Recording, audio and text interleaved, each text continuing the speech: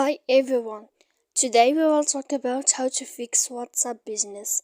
To know how to fix WhatsApp business, you should just go to settings like this. We will click.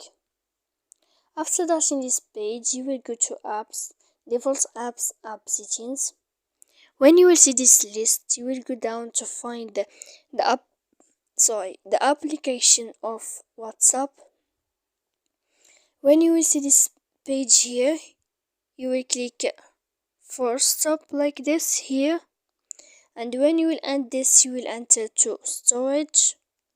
After that, in this page, you will click clear cache, and then you will go to clear data, and after all that, you can update your application. So please don't forget to support us by like and subscribe. See you next time in another video.